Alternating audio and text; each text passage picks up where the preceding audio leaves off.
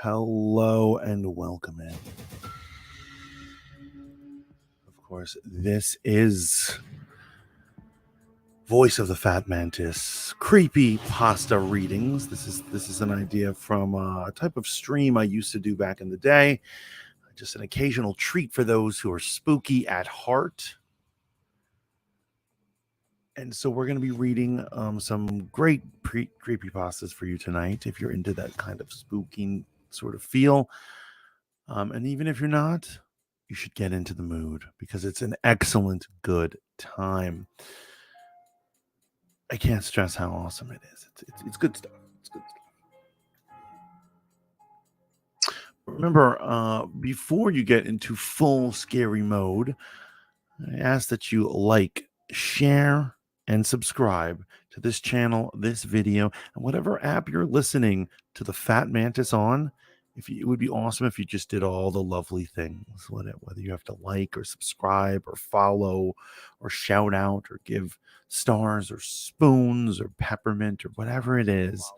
It's a crazy world on the internet out there, and we can only make it through all this with your support, and I appreciate it. And we're going to get started in 1 minute. I'm just going to see what my party people are about. Oh, we've got Bomarama, and we've got a very special guest, Shaolin Iceboxer. Of course, he is the one who requested the main story of this evening, Seer of Possibilities. But I'm gonna spread the link real quick. I will be more attentive to chat and the room in 2 shakes of a lamb's tail.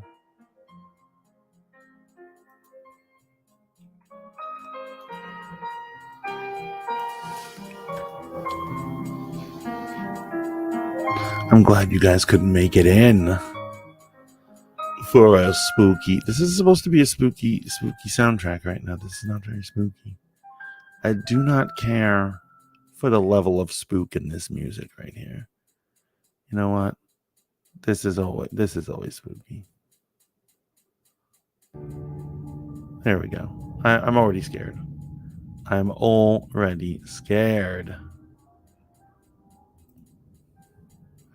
I hope you're all having a lovely evening, and I hope you're ready to start your weekend off with some scares, and possibly not. Remember, with the creepypasta, anything can happen, right?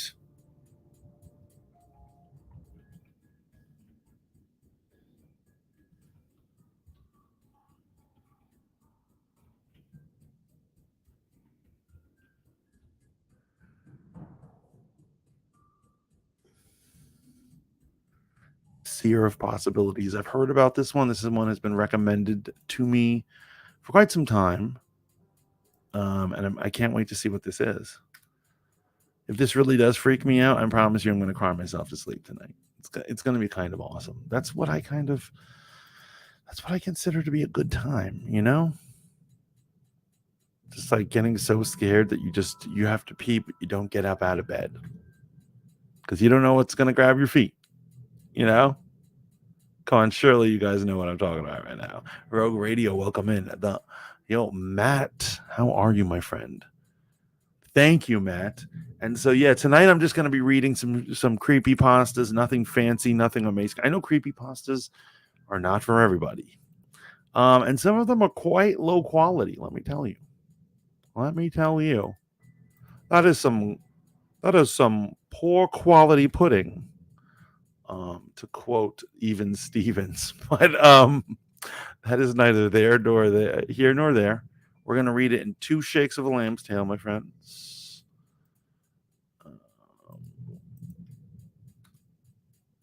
But in the chat, how is everybody doing? How is your weekend starting? I understand that, a lot of things, sucky things have happened. Apparently, Thor in theaters is not living up to, what it should be. The actor who played Paulie Walnuts in The Sopranos has passed today. I love that guy.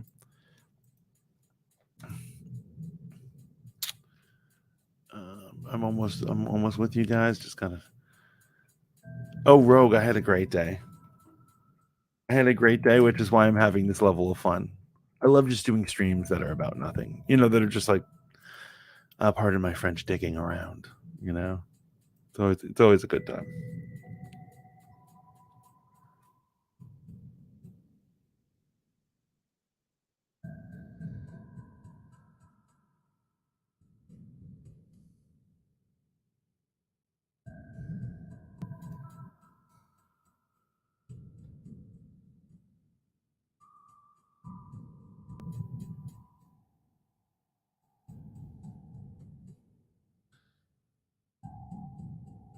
Or not a hashtag? Okay, whatever.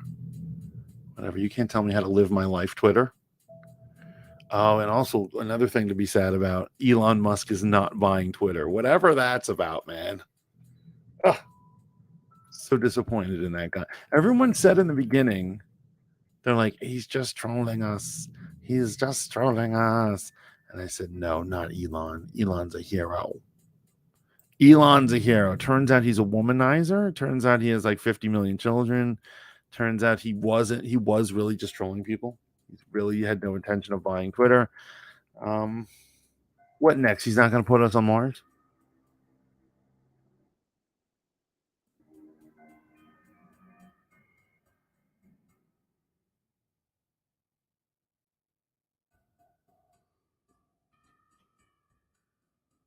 Almost there, guys.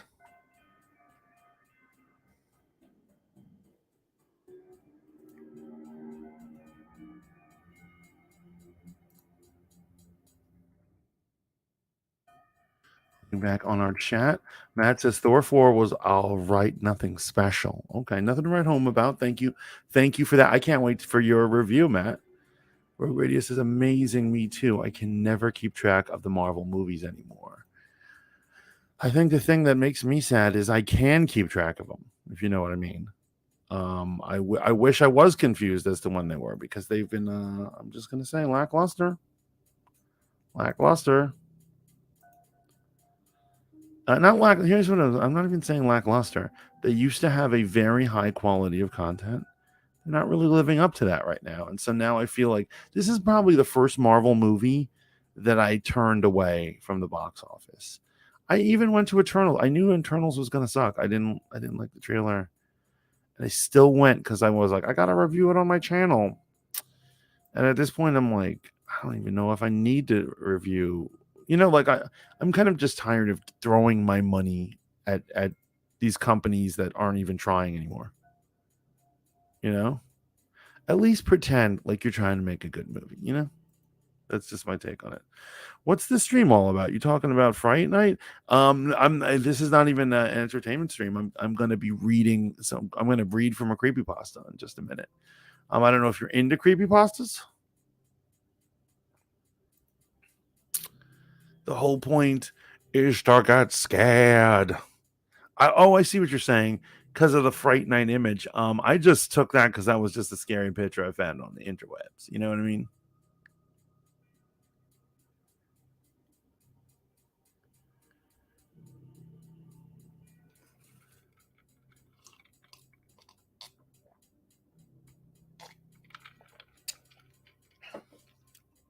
All right, guys. Um, it's oversaturated. Absolutely. It's not helping that they're not putting a lot of effort into their shows. I think that's helping the oversaturation. And then they had a couple of misfires on their shows, on their movies, and those that together creates the illusion that they're not doing good. I mean, I love Doctor Strange, to be honest. I really loved it.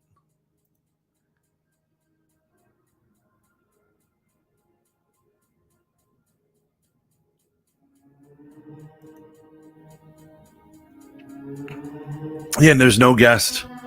There's no guest. It's just going to be me reading. Wait, hold on. What is going on? Did I lose everybody?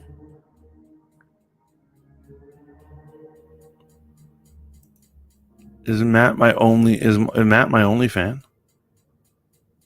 I'm watching it now. Okay. And then what about Twitch?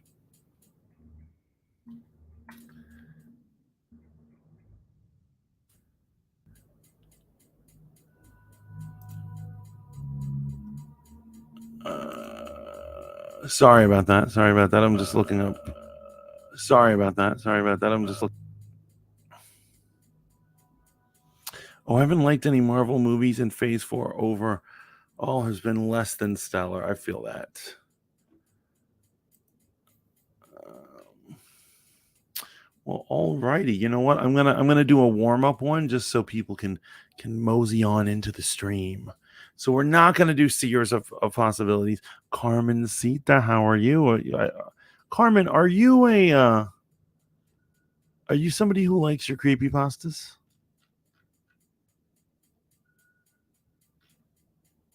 You like to get scared?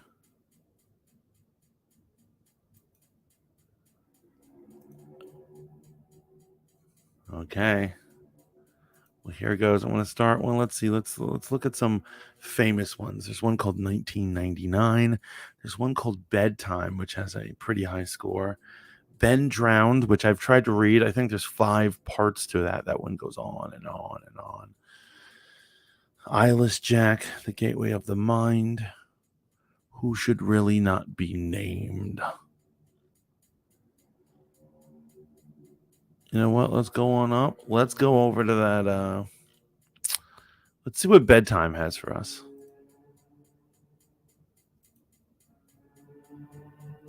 Carmen says she's already scared. Bedtime is supposed to be a happy event for a tired child.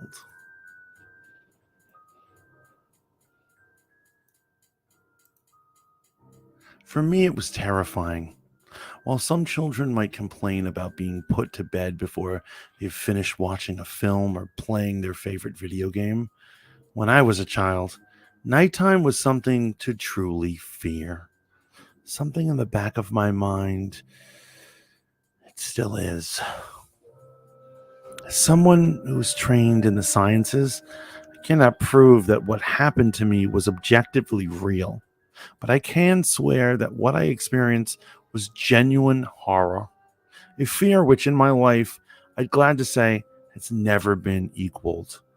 I will relate it to you all now as best as I can.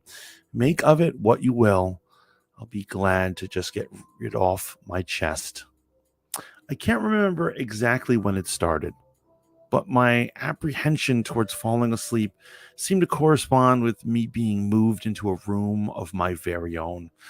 I was 8 years old at the time, and until then, I had shared a room quite happily with my older brother. As is perfectly understandable for a boy 5 years my senior, my brother eventually wished for a room of his own, and as a result, I was given the room at the back of the house. It was small, narrow, yet oddly elongated room, large enough for a bed and a couple of chests or drawers, but not much else. I couldn't really complain because even at that age, I understood that we did not have a large house and had no real cause to be disappointed, as my family was both loving and caring. It was a happy childhood, during the day, that is. A solitary window looked out onto the back garden, nothing out of the ordinary, but even during the day, the light which crept into that room seemed almost hesitant. As my brother was given a new bed, I was given the bunk air beds, which we used to share. While I was upset about sleeping on my own, I was excited at the thought of being able to sleep in the top bunk, which seemed far more adventurous to me.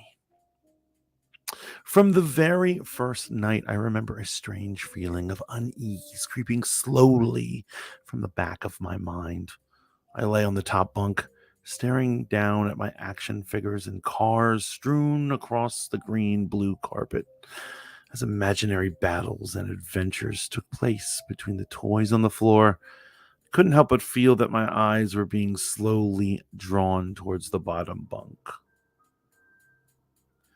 as if something was moving in the corner of my eye, something which I did not wish to be seen. I closed my eyes and pretend it wasn't there. The bunk was empty, impeccably made with dark blue blanket tucked in neatly, partially covering two rather bland white pillows. I didn't think anything of it. I was a child, and the noise slipping under my bed from my parents' television bathed me in a warm sense of safety and well being. So I just shut my eyes and pretend it wasn't there, and I fell asleep. When you awaken from a deep sleep into something moving or stirring, it can take a few moments of you to truly understand what is happening. The fog of sleep hangs over your eyes and ears, even when you're lucid. Something was moving. There was no doubt about it. At first, I wasn't sure what it was. Everything was dark, almost pitch black, and there was enough light creeping in from outside the outline that narrowly suffocating room. Two thoughts appeared in my mind almost simultaneously. The first was that my parents were in bed because the rest of the room lay both in darkness and silence. The second thought turned to the noise, a noise which had obviously awoken me. As the last cobwebs of sleep withered from my mind, the noise took on a more familiar form. Sometimes the simplest of sounds can be the most unnerving. A cold wind whistling through a tree outside, a neighbor's footsteps uncomfortably close to your house, or in this case, the simple sound of bed sheets rustling in the dark. That was it. Bed sheets rustling in the dark, as if some disturbed sleeper was attempting to get all too comfortable in the bottom bunk underneath me. I lay there in disbelief, thinking that the noise was either my imagination or perhaps just my pet cat finding somewhere comfortable to spend the night. It was then that I noticed my door. Shut it as has it been, I'd fallen asleep. Perhaps my mom had checked in on me and the cat had snuck in and opened the door. Those were good explanations. Yes, that must have been it. I turned to face the wall, closing my eyes in vain hope that I could fall back to sleep. As I moved, the rustled noise from underneath me ceased. I thought that I must have disturbed my cat, but quickly realized that the visitor in the bottom bunk was much less mundane than my cat trying to sleep, and much more sinister. As if alerted to and disgruntled by my presence, the disturbed sleeper began to toss and turn violently, like a child having a tantrum in their bed. I could hear the sheets twist and turn with increasing ferocity, fear that gripped me, not like the subtle sense of unease I had experienced earlier, but now potent and terrifying. My heart raced as my eyes panicked, scanning the utmost impenetrable darkness. I let out a cry. As most young boys do, I instinctively shouted to my mother. I could hear something stir at the other side of the house, but as I began to breathe a sigh of relief that my parents were coming to save me, the bunk beds were suddenly started to shake violently as if gripped by an earthquake. Scraping against the walls, I could hear the sheets below me thrashing around as if tormented by malice itself. I did not want to jump down to safety as I feared the thing in the bottom bunk would reach out and grab me, pulling me into the darkness. So I stayed. I stayed right there, white knuckles clenching my very own blanket like a shroud of protection. The wait seemed like an eternity. The door finally and thankfully burst open, and I lay bathed in light while the bottom bunk, the resting place of my unwanted visitor, lay empty and peaceful. I cried, and my mother consoled me. Tears of fear, followed by relief, streamed down my face. Yet, through all the horror and relief, I did not tell her why I was so upset. I cannot explain it, but it was as though whatever had been in that bunk would return if I had even so much as spoke of it or uttered a single syllable of its existence. Whether that was the truth, I do not know, but as a child, I felt as that unseen menace remained closed, listening. My mother lay in the empty bunk, promising to stay there until morning. Eventually, my anxiety diminished. Tiredness pushed me back towards sleep, but I remained restless, waking several times momentarily to the sound of rustling bed sheets. I remember the day wanting to go anywhere, be anywhere, but in the narrow, suffocating room. It was a Saturday, and I played outside, quite happily with my friends. Although our house was not large, we were lucky to have a long, sloping garden in the back. We played there often, as much as it was overgrown, and we could hide in the bushes, climb in the huge cypress tree, which towered above all else, and easily imagine ourselves in the throes of a grand adventure in some untamed, exotic land. As fun as it all was, occasionally my eye would turn to that small window, ordinary, slight, and innocuous. But for me, the thin boundary was looking glass into a strange pocket of dread. Outside, the lush green surroundings of our garden filled with the smiling faces of my friends could not extinguish the creeping feeling clawing its way up my spine, each hair standing on end. The feeling of something in that room, watching me play, waiting for the night when I would be alone, eagerly filled with hate. It may sound strange to you, but by the time my parents ushered me back into the room for the night, I said nothing. I didn't protest. I didn't even make an excuse as to why I couldn't sleep there. I simply and suddenly walked into the room, climbed the few steps into the top bunk, and then waited. As an adult, I would be telling everyone about this experience. But even at that age, I felt almost silly to be talking about something which I really had no evidence existed. I would be lying, however, if I said I was 1,000% sure that this happened. I still felt that this thing would be enraged if I had spoken about it. It's funny how certain words can remain hidden from your mind, no matter how blatant or obvious they are. One word came to me that second night, lying there in the darkness alone, frightened, aware of a rotten change in the atmosphere, a thickening of the air as if something had displaced it. As I heard the first casual twists of the bed sheets below, the first anxious increase of my heartbeat, at the realization that something was once again in the bottom bunk.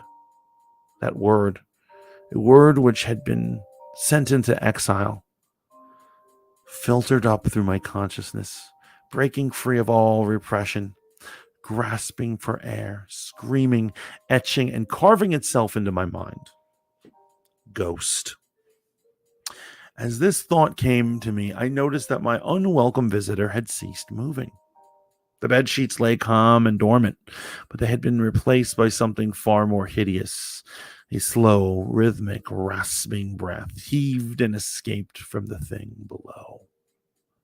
I could imagine its chest rising and falling with each sordid, wheezing, and gargling breath. I shuddered and hoped beyond all hope that it would leave without occurrence.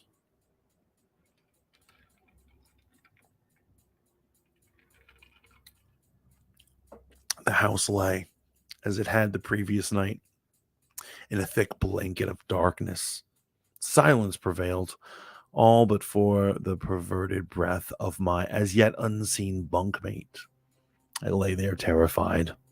I just wanted this thing to go, to leave me alone.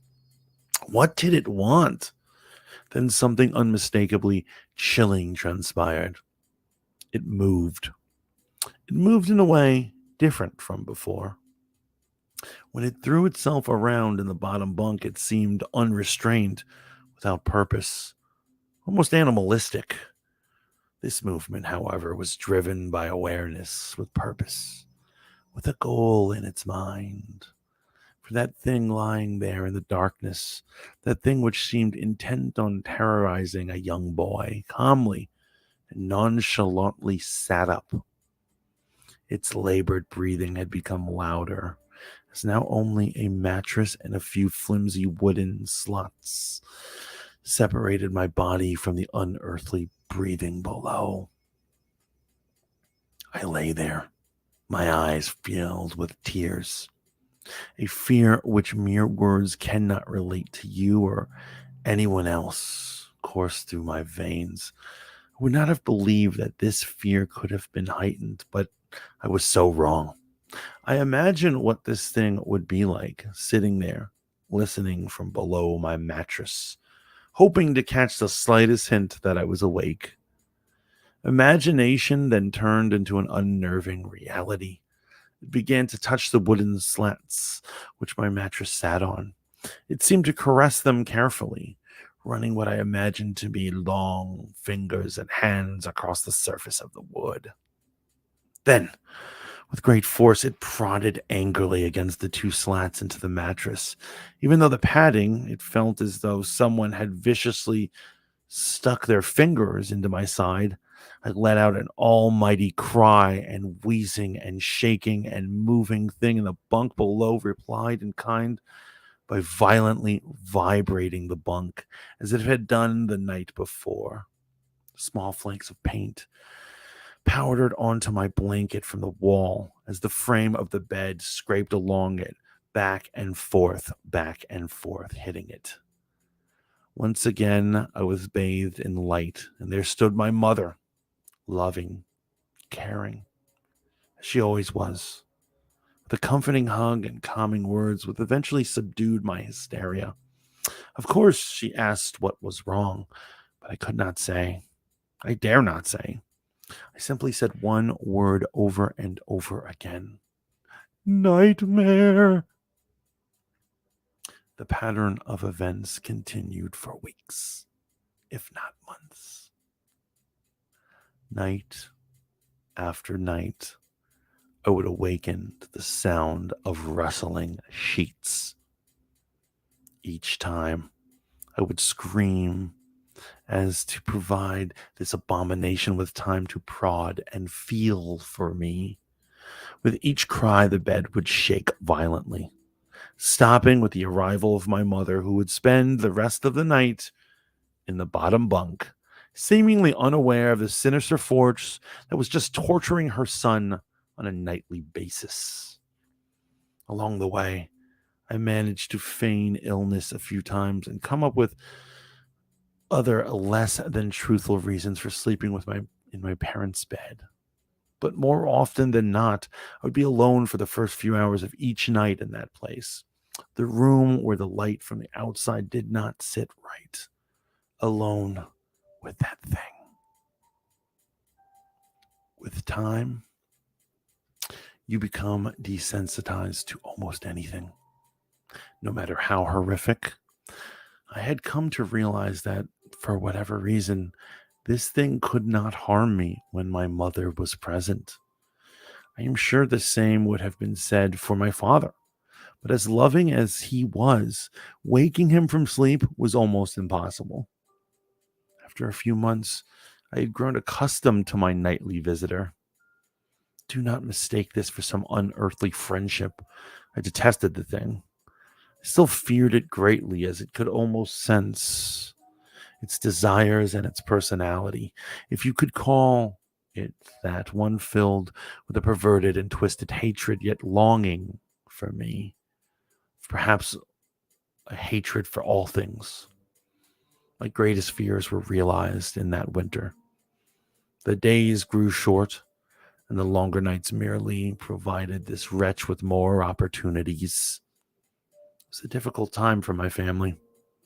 My grandmother, a wonderful, kind, and gentle woman, had deteriorated greatly since the death of my grandfather. My mother was trying her best to keep her in the community as long as possible. However, dementia is a cruel and degenerative illness, robbing a person of their memories one day at a time. Soon she recognized none of us. It became clear that she would need to be moved from her house to a hospice. Before she could be moved, my grandmother had a particularly difficult few nights. My mother decided that she would stay with her. As much as I loved my grandmother and felt nothing but anguish at her illness, to this day, I feel guilty that my first thoughts were not of her, but of what my nightly visitor may do should it become aware that my mother was absent. Her presence being the one thing that I was sure was protecting me from the full horror of the thing's reach.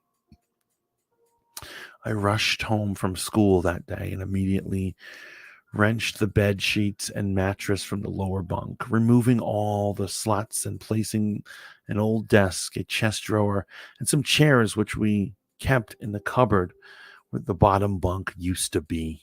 I filled it with everything. I told my father it was quote unquote making an office, which he found adorable. But I would be damned if I'd give that thing a place to sleep for just one more night.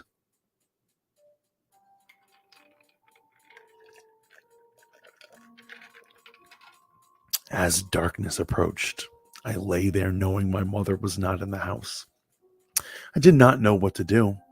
My only impulse was to sneak into her jewelry box and take a small family crucifix, which I had seen there before. While my family was not particularly religious, at that age I still believed in God and hoped that somehow this would protect me. I'd seen this in a movie somewhere. Although fearful and anxious while gripping the crucifix under my pillow tightly in one hand, sleep eventually came, and I drifted off to dreamland.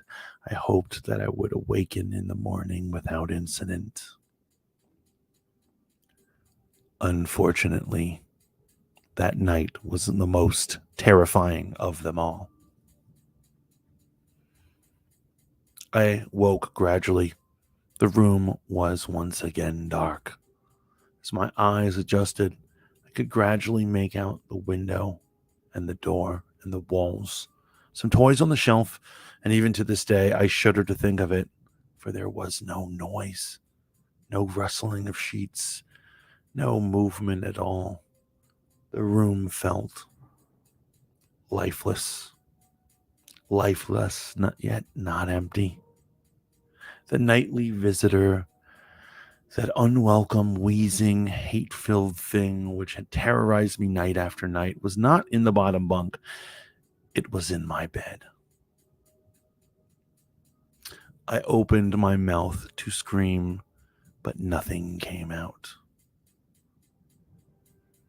Utter terror had shaken the very sound from my voice.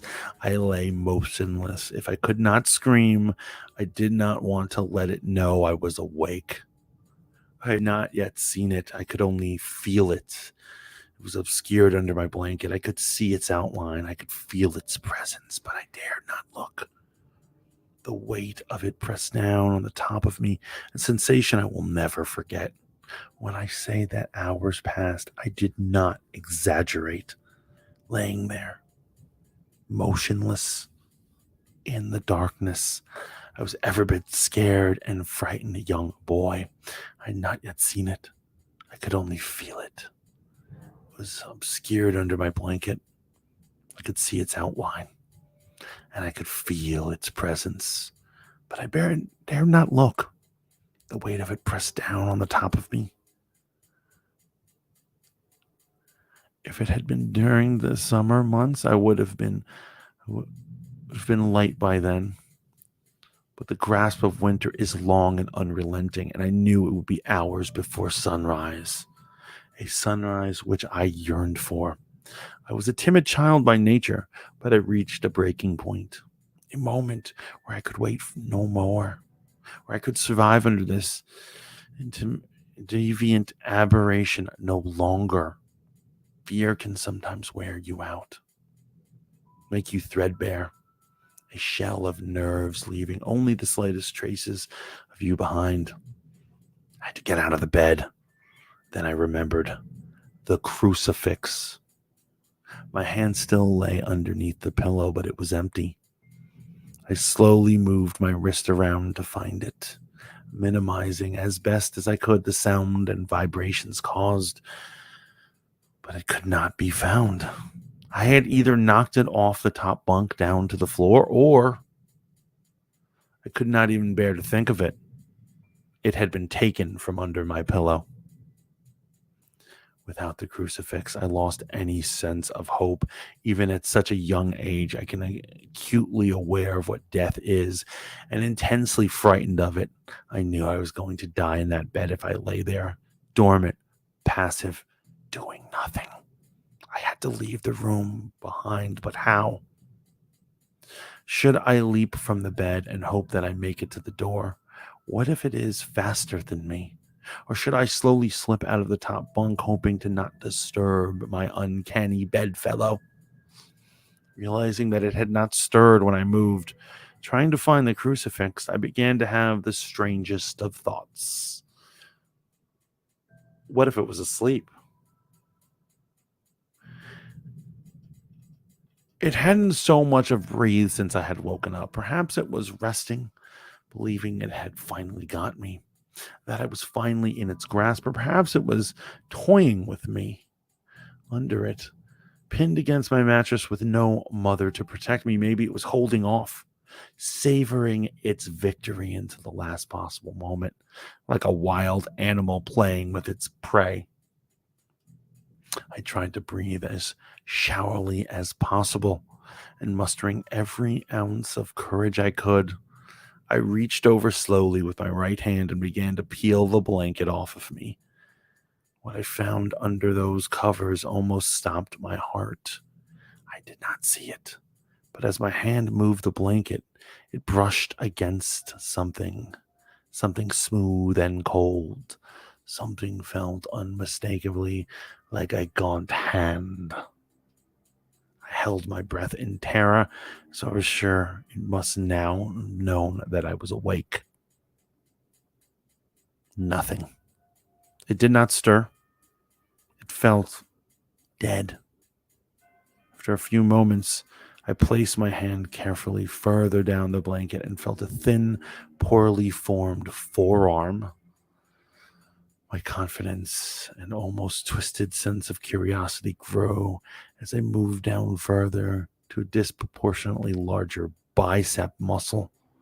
The arm was outstretched, lying across my chest, with the hand resting on my left shoulder as if it had grabbed me in my sleep. I realized that I would have to move this cadaverous appendage if I was ever going to hope to escape its grasp. For some reason, the feeling of torn, ragged clothing on the shoulder of this nighttime invader stopped me in my tracks. Fear once again swelled in my stomach and in my chest. I recoiled. My hand in disgust, I pulled it away. The mere touch of the straggled, oily hair. I could not bring myself to touch its face, although I wonder to this very day what it would have felt like. Dear God, it moved. It moved. It was subtle, but its grip on my shoulder and across my body strengthened. No tears came, but God, how I wanted to cry, as my hand and arm slowly coiled around me. My right leg brushed along the cool wall which the bed laid against. Of all that happened to me in that room, this was the strangest. I realized that this clutching, rancid thing which drew great delight from violating a young boy's bed was not entirely on top of me. It was sticking out from the wall, like a spider striking from its lair. Suddenly, its grip moved from a slow tightening to a sudden squeeze. It pulled and clawed at my clothes as if I frightened it at that very moment. The opportunity would soon pass. I fought against it, but its emaciated arm was too strong for me. Its head rose up, writhing and contorting under the blanket. I now realized where it was taking me.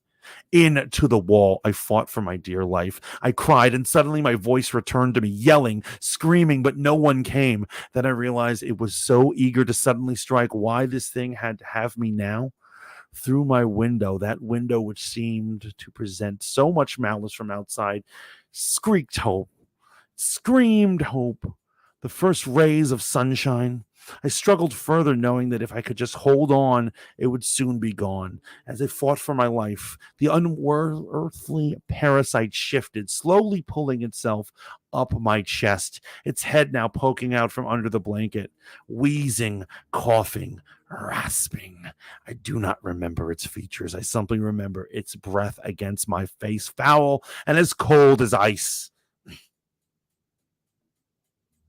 As the sun broke over the horizon, that dark place, that suffocating room of contempt was washed, bathed in sunlight. I passed out as its scrawny fingers encircled my neck, squeezing the very life from me. I awoke to my father offering to make me some breakfast. A wonderful sight indeed. I had survived the most horrible experience of my life until then, and now I moved the bed away from the wall, leaving behind the furniture I had believed would stop that thing from taking a bed. Little did I think that it would try to take mine and me. Weeks passed without incident.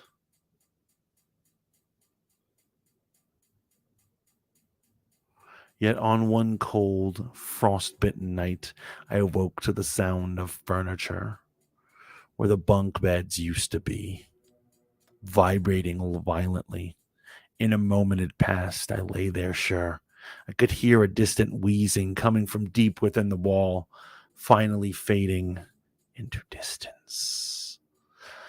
I've never told anyone this story before. To this day, I still break out in a cold sweat at the sound of bed sheets rustling in night, or a wheeze brought on from the common cold. I certainly never sleep with my bed against a wall. Call it superstition, if you will. But as I said, I cannot discount conventional explanations such as sleep paralysis, hallucination, and that an overactive imagination of a child. Well, what can I say this is? The following year, I was given a larger room on the other side of the house. My parents took that strangely suffocating, elongating room as their bedroom. They said they didn't need a large room, just one big enough with a bed and a few things. That lasted 10 days. We moved on the 11th. Blammo. So there you guys have it. There's the first of our creepypastas of the evening. I'm going to do 2 tonight. Matt says, I don't like to be scared. Try going to sleep at night with your doors unlocked. See how scared you are then. Yeah, I lock my doors too when I sleep. I'm a pansy. Yeah, the fat mantis is a pansy. What did you guys think of this one? Lainey, welcome. Wait, is this the same story? Did you hear this one already? My cat just put her paw in my cup of water, shook it off, and then looked at me accusingly like I did something wrong. Yeah, cats are devious, but they are cute and we love them. Yeah, Shaolin says, good question. Why would you touch it though? I mean, obviously it's coming from the perception of a little boy, but he did a lot of stupid things along that whole thing, right?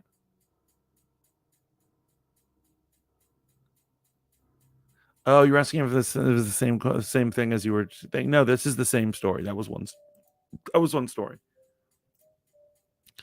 I'm going to do one more tonight, and it's the Seer of Possibilities, because I know a lot of you wanted to hear that one.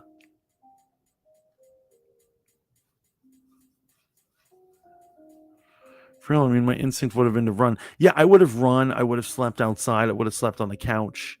There's plenty of stuff I would have. Yeah, I would have. There's a bunch of stuff you should do, but kids are. I think the thing that holds the story together is that kids are stupid. I think that's the major story. That's the major lesson to be learned. Question: is Shaolin Iceboxer in the house in the hizzy? Because I'm not going to read this story without you being present, my man. I have to say, you know what's really messed up about that story? You guys have to admit that that story sounds like it's a metaphor for something. I'm not going to go any further with that. You know what I'm saying? But am I right? I see Shellen is here, so we're going to get started in just a sec. But I felt uncomfortable reading that story at a certain point because it felt like it was a metaphor for some real childhood messed up stuff that he should be telling. He should tell that story to his therapist. Right? Rebuke TVs is creepy. Yeah, right. It was, and it actually got even weirder when he said the thing felt like a person, like it has like a hand and a forearm and a bicep, and he's feeling its hair. And I'm like, so what you're saying is there's a dude under the covers with you. And there was one line, I don't practice these, so I just read out loud. There's one where he said like the villainous, or he was describing the monster, and he was like, who would violate a young boy's bed or something. And like as I was reading it, I did not feel good about reading that. Let me tell you. But yo, I'm gonna stop. I'm gonna stop right. I'm gonna stop because we have other things to do. I hope you're all having a wonderful time at Fat Mantis After Dark. I am. I actually do enjoy reading these. But I guess it's time to move on to the next one. Are you guys ready? Is everyone in chat ready? Please let me know. Give me a sign that you're ready. You're ready to hear. So it's supposedly 19 minutes. I'm a slow reader. I feel like I'm a slow reader. So it's probably double that. Gray says, hit us with your best shot. Lainey says, this is amazing. Y'all. Let's go. Says, yes, absolutely. G-Force is go. All right, guys. This one is a highly rated. It's got a 9.11 rating on Creepypasta. It is called The Seer of Possibilities.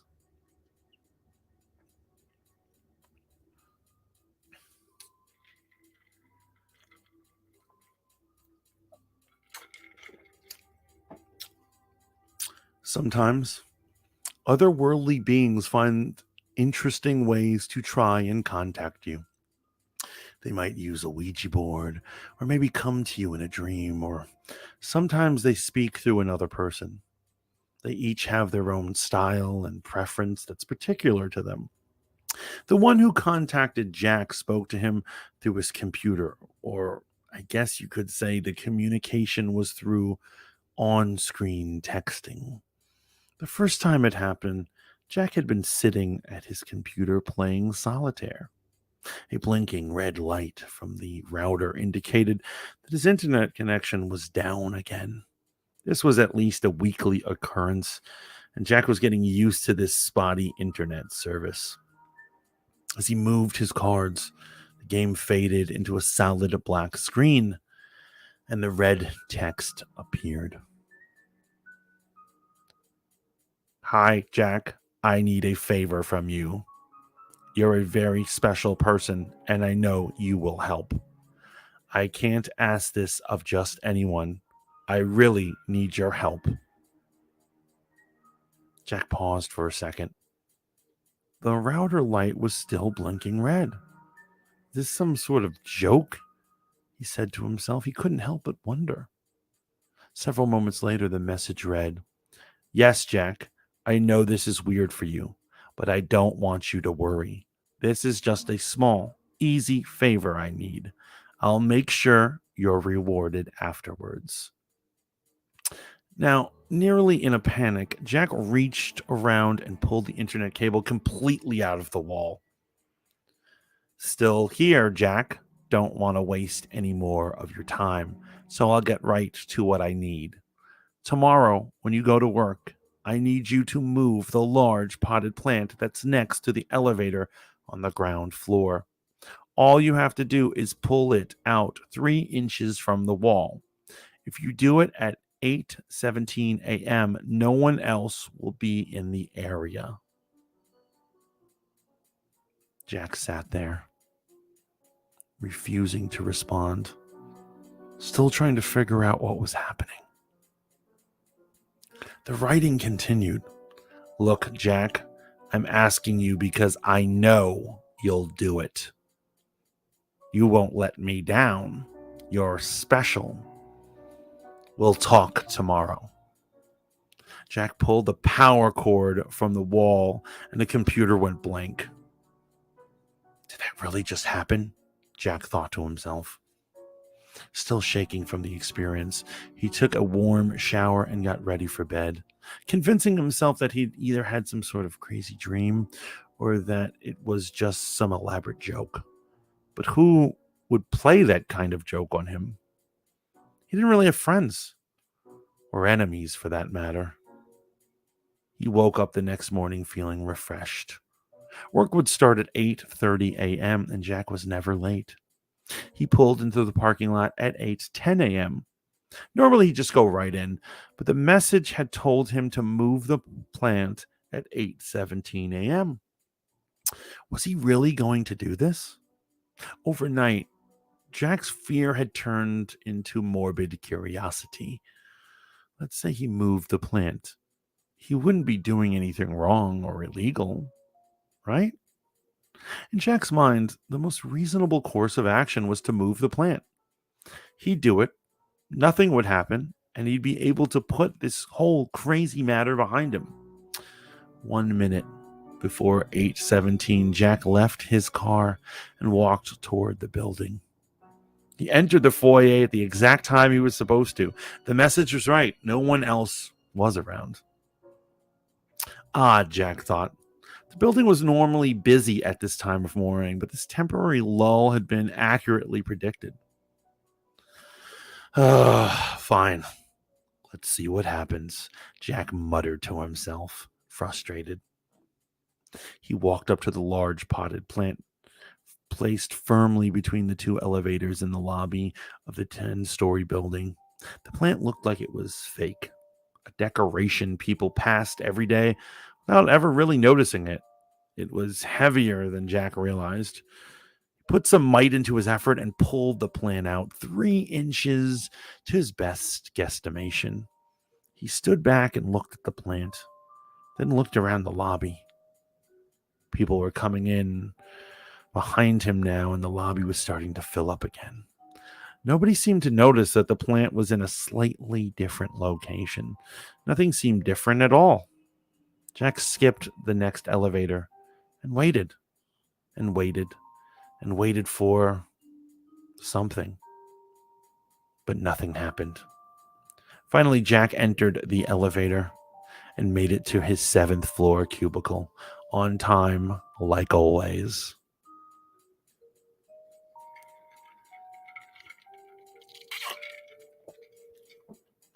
If you ever asked Jack's coworkers to describe him, you'd hear words like polite, quiet, respectful, and competent. And while those words were all accurate, they gave little indication of the truth. The truth that Jack really didn't like most people.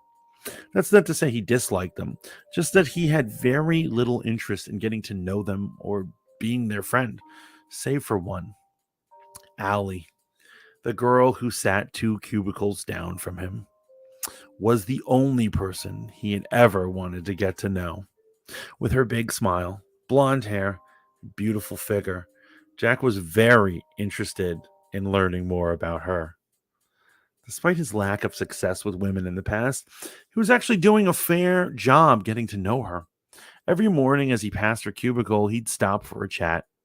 The chats were 1 minute at first, then 2 minutes, then several minutes. Jack was surprised that she actually seemed to like him. On this particular morning, their daily conversation lasted only a couple of minutes. As they exchanged their morning greetings and talked about Allie's wild nights out, the elevator doors opened up behind him. Out hobbled James Bentley, the boss of both Jack and Allie. James, loud complaining, could be heard throughout the office. My damn foot! What happened, James? Came the mumbled queries. It's that damn plant they have in the lobby. I ran right into it. Twisted my ankle. James, you can barely walk. Need to go to a hospital, came Allie's concerned reply. Can't do it now. I have meetings all day. Too important to cancel. I just have to tough it out. Jack, feeling stunned, left Allie's cubicle mid-conversation and sunk down into his chair. It was his fault. He was sure of it. How could he have been so stupid and careless? Still, no use in worrying about it now. Twisted an ankle would heal, and everything would be all right.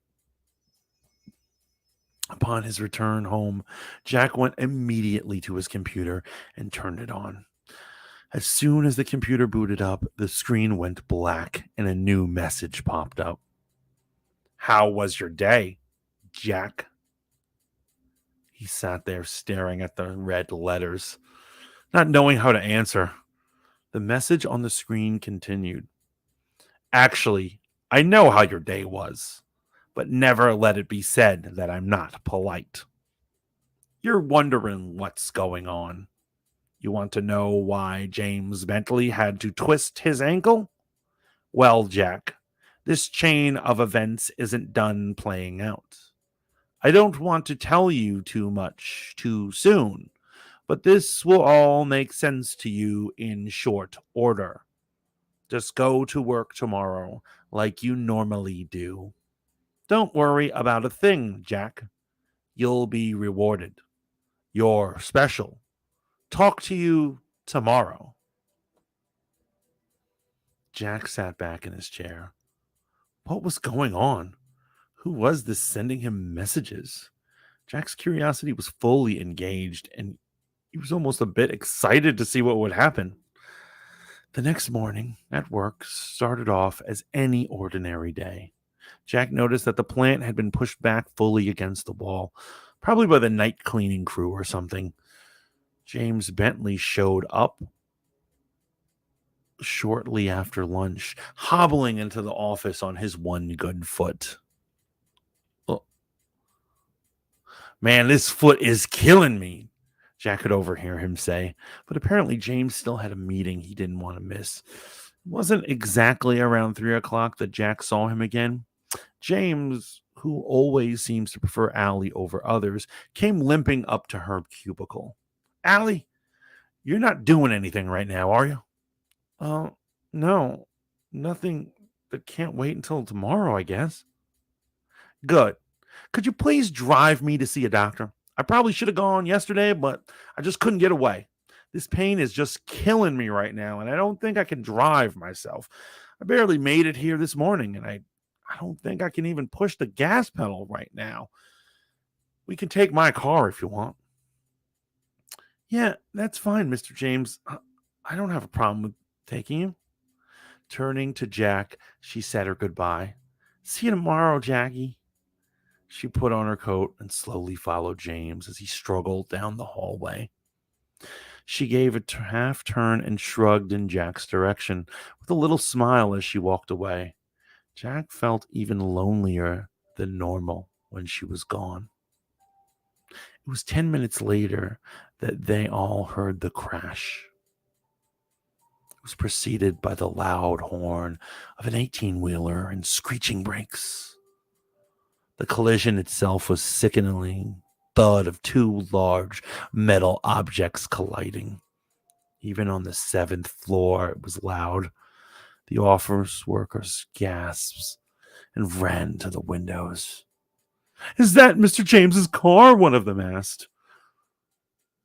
Hard to tell from up here, someone responded. It's so banged up. The horrifying implications of what had just happened came to Jack immediately. No, he thought. This can't be. This can't be true. Shaking all the way, he ran to the elevator and went to the ground floor. Along with several others from the office, some of them were crying as they joined the growing crowd around the scene of the accident.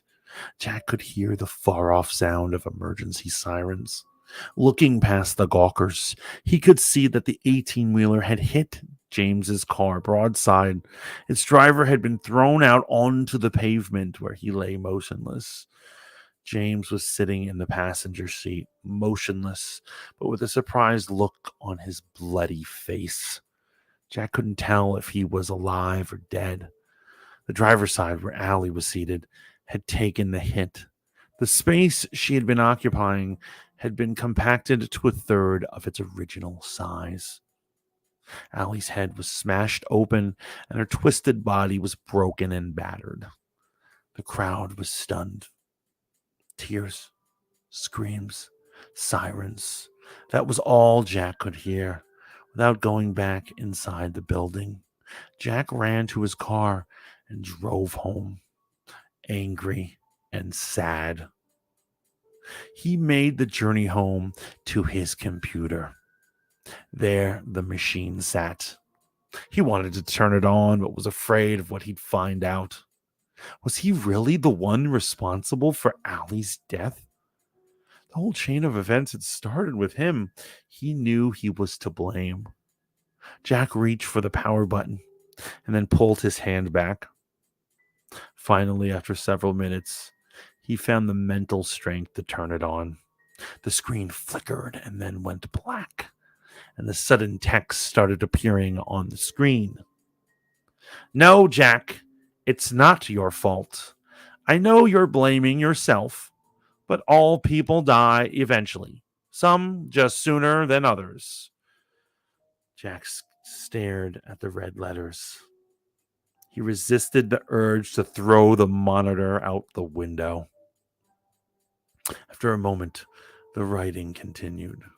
Jack, I'm going to tell you something, and I really need you to seriously consider everything I'm about to say. You thought you were in love with Allie. The truth is, you just wanted to fuck her. And please excuse my language, but every once in a great while, it's best to be blunt. Jack, she wasn't the one for you. She would have made your life miserable. Yes, you would have eventually found the courage to ask her out. She actually was interested in you. She thought you'd make a good project. Sad, really. For her, not for you. I want you to think back to all the things she told you. Why did her last boyfriend break up with her? Because she cheated on him, Jack mumbled under his breath. Because she cheated on him, Jack. The same thing she would have done to you. She would have made you happy for about 2 months and then miserable for the next 4 years.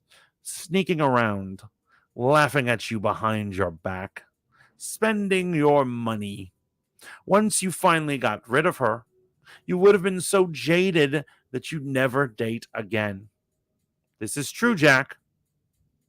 I see all future possibilities, the ones that come to pass and the ones that don't.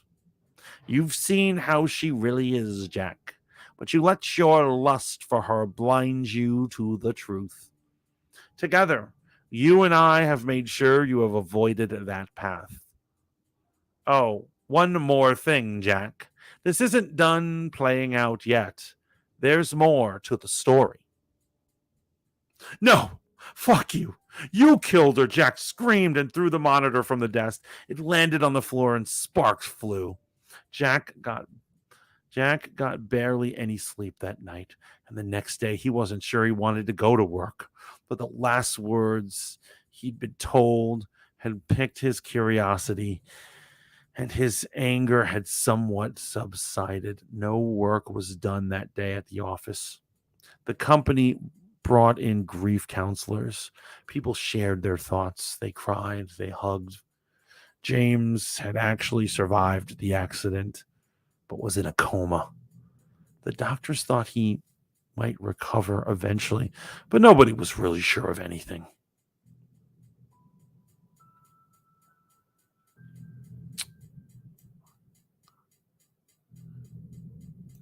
Late in the afternoon, Jack was approached by Diego Salbara, the head of the division. Diego was blunt and upfront, and he offered James position to Jack. Technically, it would have been a temporary promotion, but James wouldn't be back anytime soon. Diego promised him that the promotion would be made permanent once enough time had passed. Let's keep this low key for now, Diego told him. I know it might seem quick, but the Lancaster project James was working on can't be stopped. It's too important to the company. I need someone in charge right now. This can't wait. Are you my guy? Stunned, Jack accepted the promotion. He left work with a strange mixture of feelings, not really sure how he felt about anything anymore. On his way home, he stopped at the electronics store and bought a new monitor. He made it home and powered up his computer. Once again, the writing came on the black screen. Jack, I want to be the first to congratulate you. I'm proud of what you've accomplished. Jack stared at the screen, speechless. Jack, I have to ask your forgiveness because I haven't introduced myself yet. I am called the Seer. Like I told you before, I see what will be and see what can be. It's a very powerful gift I have. But you know what, Jack? For all my power, I still can't do anything corporeal.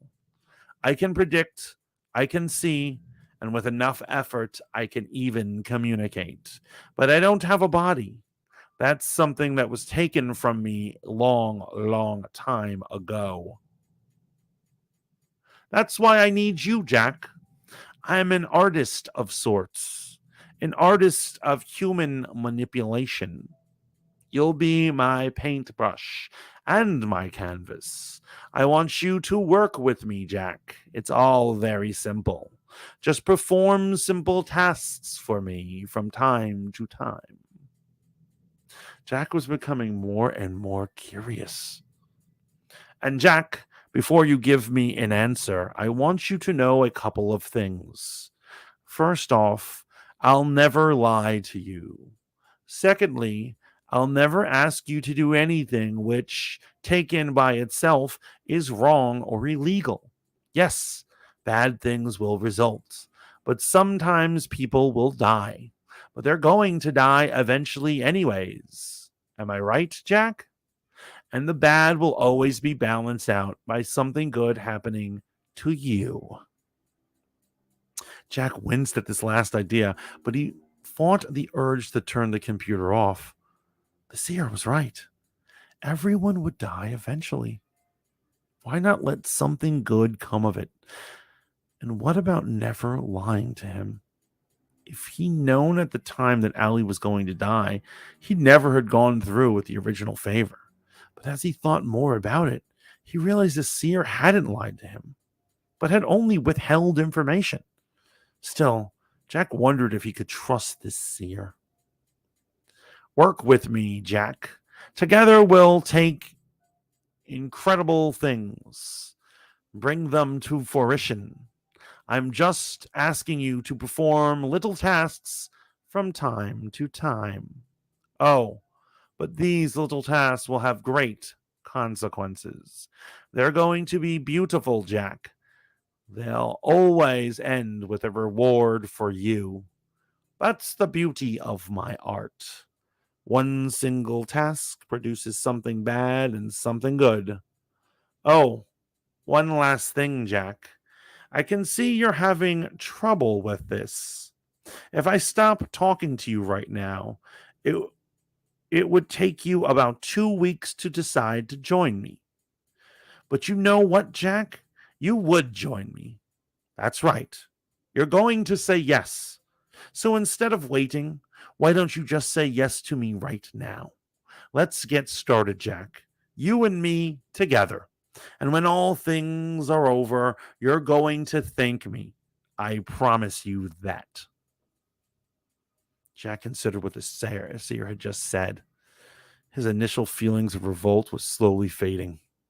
He paused, and then for the first time, he placed his fingers on the keyboard and responded directly to the seer.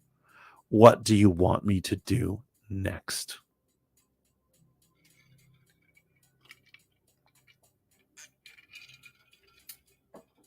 As years passed, Jack did every favor the seer asked of him, and as the seer had promised, Jack was rewarded for his actions each time. The rewards often came in unexpected and interesting ways. One of the more memorable experiences for Jack happened about 2 years after he first agreed to help the seer. Jack, I need you to go downtown tomorrow, the seer requested. Enter Garmin's liquor store at exactly 12:37 p.m. A man will ask you a question. The answer you're going to give him is 27. As always, the seer's instructions were simple and direct, yet mysterious. The next day, as requested, Jack entered the store. In front of him, a burly construction worker was at the counter, filling out a lottery play slip. Let me see here, said the construction worker. My birthday, that's the 15th. My wife's birthday, that's the 24th. And my kids, ages 2, 10, and 13. The man scratched his head and looked around, zeroing in on Jack. Hey, buddy, I need another number. Got another number for me? Jack smiled. 27, he meekly replied. Really? I was thinking about playing 35, but yeah, you know what? I like your face. Let's go for 27. With that, the man completed his slip and paid his lottery ticket. See you, pal, he said happily, and he patted Jack on the shoulder on his way out of the liquor store. Jack tried not to put any more thought into what had just happened to this man. Just let these things play out, Jack. You'll never guess how things end up. So just let yourself be surprised, the seer had advised him. Still, it was impossible not to wonder about these things from time to time. He knew, considering the way the seer worked, there was no way possible that he'd actually help this man. But giving him a losing lottery number, that was too simple for the seer. He couldn't imagine he'd actually given him a winning number. So that's how Jack was surprised. When 2 weeks later, he ran into the same man again, this time at the grocery store. Hey, buddy, it's you. I remember you. Check it out. I won. Indeed, the man looked like $1,000,000, wearing new clothes, a new gold watch, and a big goofy smile across his face. The man walked right up to Jack, put his hand on his shoulder. I didn't think I'd ever see you again, but I'm glad you're here. I could have never won without you. Hey, let me buy these groceries for you. No, wait. That's not good enough for you. You're my good luck charm. Always got to treat your people right. That's what my mom used to say. Reaching into his pocket, the man removed his checkbook and promptly wrote Jack a check for $10,000. It's the least I can do for my good luck charm, he smirked. After thanking the man and feeling a bit confused by the whole thing, Jack raced home to his computer. After turning it on, the seer's writing appeared on the screen. Well, Jack, how does it feel to be $10,000 richer? It feels good, but I can't help but wonder. You've never helped anyone before. Why are you starting now?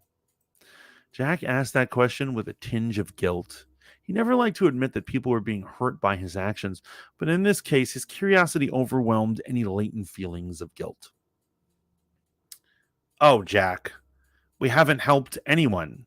Yes, that man is happy now, but he'll have lost every last penny within 2 years.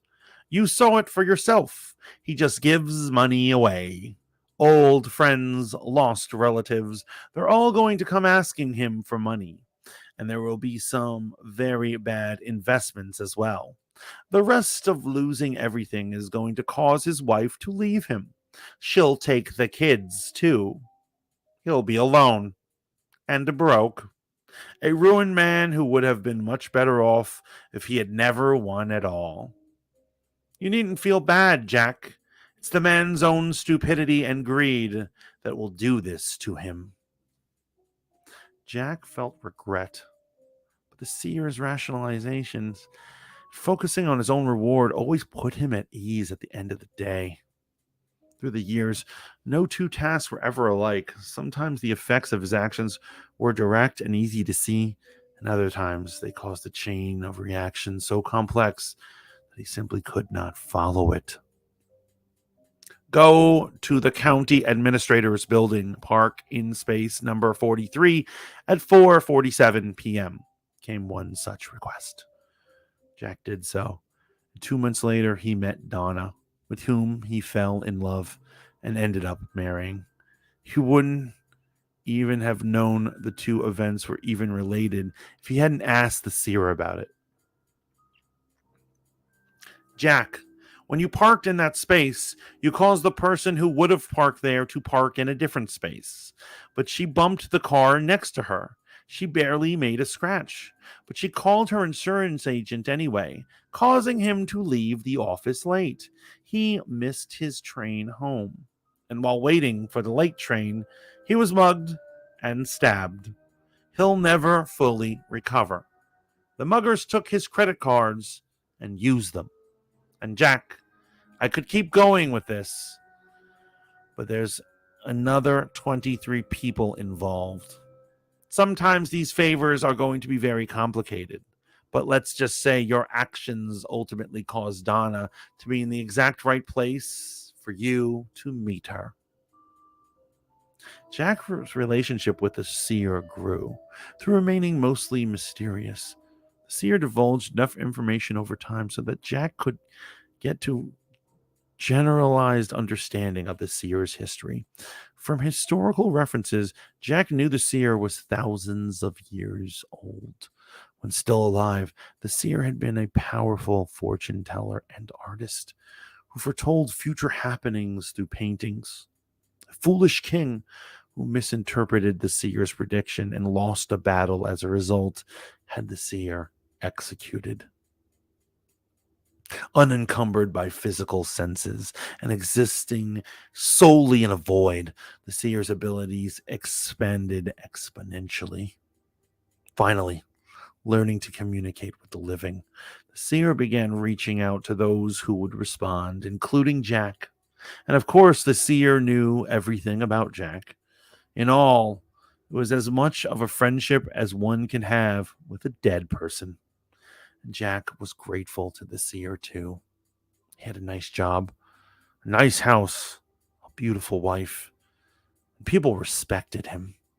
He was happy, which is something he never really felt before the seer contacted him. 12 years in total passed, 12 good years for Jack. Task after task was completed, usually about one every month. Jack, sitting in the office of his large rural house, was contacted by the seer once again. Hi, Jack. I have a favor to ask of you. This one's the easiest yet. You don't even have to get up. Call Riago's Pizza in exactly 2 minutes. Let the phone ring 3 times, then you can hang up. Jack smiled, nice and easy. He no longer wondered about how these tasks would play out. He trusted the seer and simply did as he was told. Jack made the call exactly 2 minutes later. The quietness of the household was broken 30 minutes later by the ringing doorbell. That's odd, Jack thought. Neither he nor Donna were expecting anyone. Jack looked out of the peephole and saw a pizza delivery boy. The logo on his cap said, Riago's Pizza. Jack opened the door.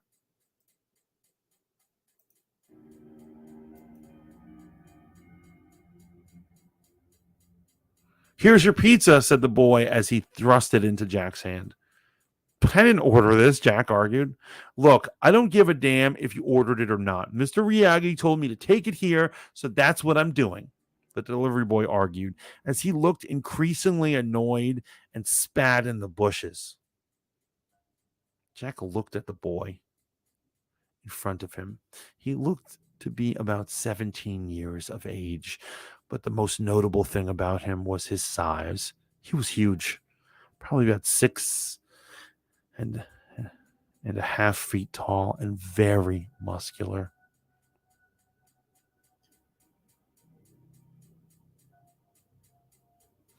It's already paid for by my credit card. Just take it because I'm not driving it back. The boy put out his hand for a tip.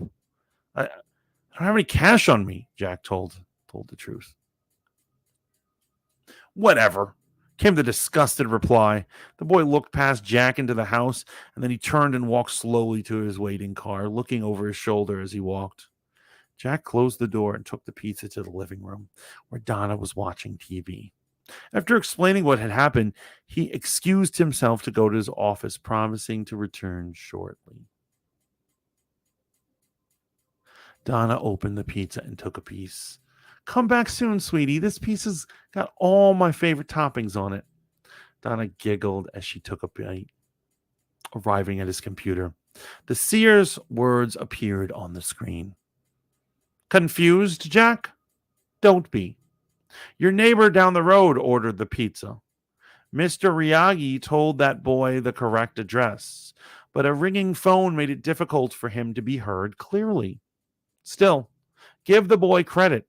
He got the street right, at least. So my reward is a pizza, Jack typed, a little confused. Yes, Jack, your reward is a pizza, and also the chance to spend a little time with your wife. Go down there, share the pizza, enjoy it. When you're done, make love to Donna. That's not one of your tasks. That's just some advice I think you should follow.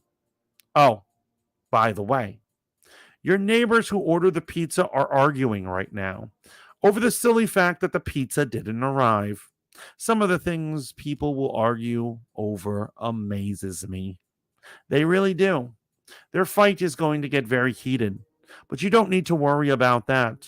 Go, enjoy your night. Jack followed the seer's advice as he always had, cuddled with Donna as they enjoyed their meal, and made love to her on their big, comfortable living room couch. Donna fell asleep on the couch shortly after 11 p.m. Jack lay there awake. This latest favor, it just felt odd. Carefully extracting his arm from under Donna, Jack left the living room and headed upstairs. Sitting down at the computer, Jack typed, "Are you there?"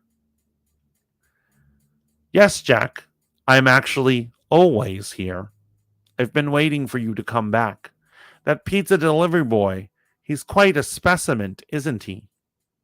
Jack looked quizzically on the screen. The seer continued, "He's a horrible employee.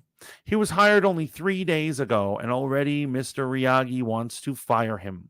But as a physical specimen, he's strong, fast, and very observant. For example, he noticed that you didn't lock the front door after he delivered your pizza." "What?" Jack said aloud as he started to get up. "Sit down, Jack. I need to tell you something important. And locking the door now won't change your situation." Jack slowly took his seat again at the computer, looking behind himself as he did so. "You see, Jack, it's true that I never lied to you. Everything I've ever told you is 100% honest. But yes, I've withheld certain facts. You see, I told you that every task caused something bad to happen to someone else and something good to happen to you. But there's a third thing. There's an ultimate goal that each task was working toward. Remember Allie? Of course you do. What you probably don't remember about her is that she was helping to pay her brother's way through college. When she died, he had to drop out. He was going to be a great psychologist, but now he works in a factory instead. That's really too bad for our pizza delivery boy. He could have used a good therapist a few years ago, but the good therapist wasn't there for him. Instead, he got some Freudian quack. And remember our lottery winner? Yes, you do. He was a neighbor to our pizza boy. After he lost all his money, of course, he beat the boy senseless after the boy jumped into the street in front of his car. Quite a traumatic memory for our young lad. And his mother didn't care about that incident, didn't protect the boy at all. She couldn't, not after using all the drugs given to her by her boyfriend, who happened to be one of the muggers who robbed the insurance agent. He bought the drugs with the money he made from the robbery. Do you see now the scope of my artistry? Jack sat, glaring at the monitor. He wanted to get up to check on Donna, but he was too scared to move. The seer continued. Jack, you've done over 100 tasks for me, and each one has served an ultimate purpose. To psychologically destroy this boy, to turn him into a monster, and to bring him here tonight. Don't you see, Jack? This involved tens of thousands of people and billions of possibilities. If you had failed to complete even one of these tasks, the whole chain would have collapsed. This was orchestrated by me and set in motion by me. Together, we've done something wonderful. This is a masterpiece of human manipulation. Our masterpiece. And it all begins and ends with you. 2 perfect points in time. Tonight, wrong address, no tip. This poor boy finally snaps. He's downstairs right now. He's slitting Donna's throat at this exact moment. Jack could hear a short, muffled scream coming from the living room, followed by a gurgling noise. No! Jack screamed and stood up and started running downstairs. Jack, stop! The voice startled Jack. It was inside his head. For the first time, the seer was talking to him directly. It was a pleasant voice, a feminine voice. You can't do anything. She's already gone. He'll be coming for you shortly, and you can't stop him. But why? Jack cried, with tears welling up in his eyes. It's not an artistic masterpiece if it doesn't begin and end with you, Jack. Her voice was soothing. I want you to appreciate the fact that I'm talking to you directly. This required all my energy, and as a result, I'll have to rest for several years before I contact anyone else. That's how special you are to me. Please don't feel bad about this, Jack. I want you to take a moment and enjoy our accomplishments as much as I do. The voice paused briefly and then continued. Do you know what, Jack? If I had never contacted you, you would have lived for 85 years. 85 boring, meaningless, and bitter years. When you died, nobody would have been at your funeral. I gave you 12 great, meaningful years. You were happy. Together, we did something beautiful, something unique. Jack paused a minute and considered his 12 years of happiness, and the tears flowed. All the sorrow mixed with tears of joy. He turned and looked at the computer wall behind him. The massive hulk of demented delivery boy appeared in the doorway, a bloody knife in his left hand. On the screen, the last words from the seer appeared. Don't you have something to say, Jack? Jack wiped his tears and absorbed everything the seer had just told him. As the Hulk started stepping closer to him, Jack said something, mouthed his final words. Thank you.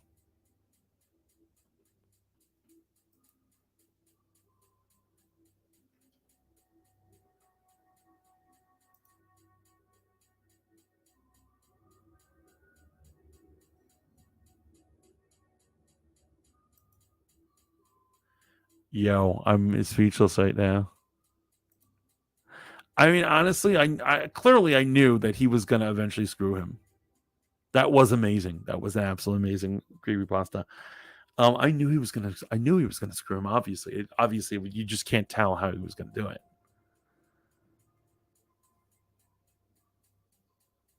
Lady says, "I can't tell if I should be happy or not." Wow, that was impressive. That was quite the creepypasta. Sweet mother of pearl, that was crazy. Angel Age, welcome in. I didn't know if you were there. Obviously, when I'm reading, I can't look at the chat because I got to pay attention to the text. But if I didn't say hi to you before, welcome in. That was Seer of Possibilities. That was great, man. That was a good time. It's funny. The other one was more about murder and mayhem, but this one was just like, makes you think. I mean, chat, what do you guys think? If you guys had the same situation, your computer screen goes black and red writing started to tell you to do things, and it worked out the way in the first time with Allie, do you think you'd continue? Or would you just be out?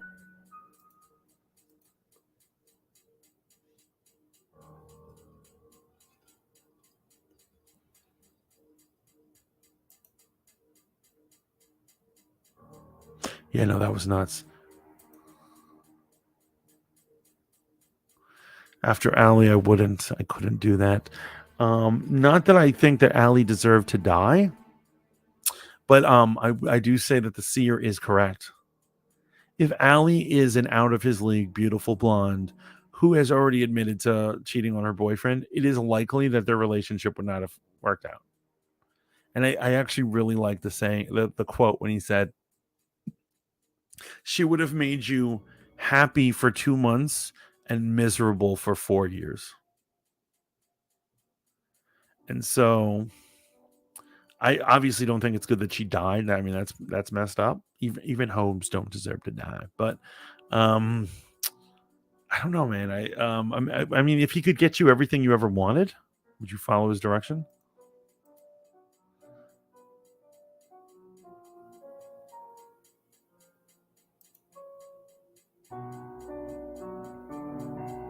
Allie's death led to the path, man. Angel Age is like, hell no. Supernatural, not. I would not.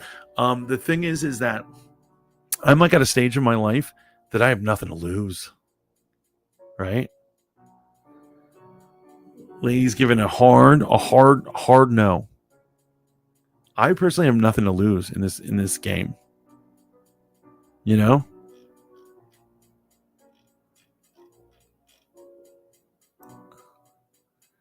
So I mean, like, everyone's always asking me if I would take a crazy step or a crazy maneuver or whatever. Like, people are always saying that. Like, a lot of times people are like, if we had space, like the correct space travel, would you go and be a colonist on Mars? And I'd be like, yeah. And people are like, why? And it's because I don't really have anything I've got nothing to lose at this point. Well, Angel Age. So even if it meant your death, obviously we are in the future of the creepypasta. We know that he ends up dead. But at the time, he didn't know he was going to end up dead. Right? I mean, I wouldn't assume, like, if my boy was hooking me up, I guess I wouldn't assume he's. Mantis, seriously, so red writing appears on your screen, you'd follow it. I mean, I guess that's kind of satanic, right? That's some satanic stuff. Your screen turns black and then red writing, who knows who you are, talking. Yeah, I too would have thought I was being pranked. Yeah, I would have thought it was Shaolin Icebox or you, Laney, or Steve. Like.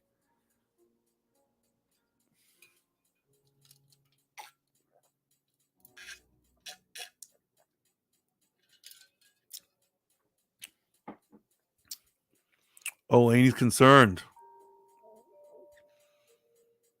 Oh, wait, so I guess I'm the bad guy now? I'm the bad guy? I'm the bad guy because I would follow the voice.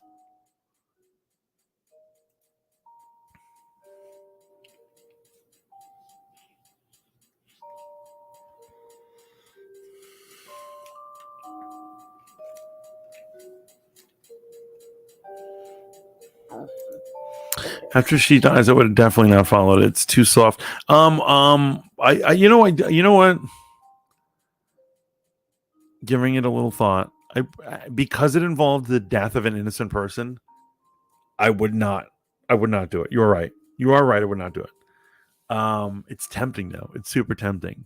But death is a bit strong. I understand if he interfered with me and her being together. That I can understand. But yeah, there's one thing about interfering as opposed to just literally having someone killed. That's a bit much, right?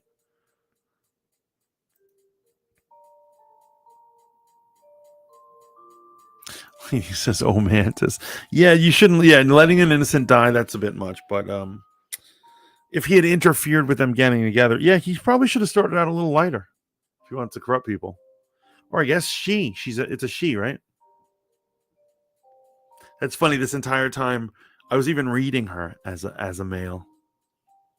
I imagined her as a Batman villain, and that's why I was doing that voice. As some sort of diabolical supervillain. I thought it was interesting that at the end, when you finally hear her actual voice, it's a woman.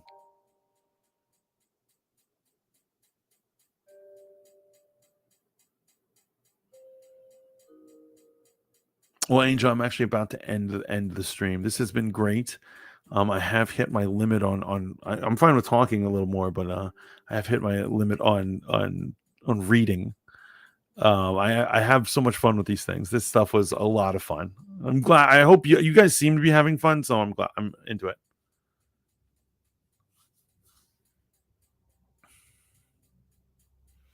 Any final thoughts? And actually, I want to give a special shout out to Shaolin Iceboxer for recommending this creepypasta. Yeah, it was great. No, it was thank you, brother. You're great for freaking advising me on this one.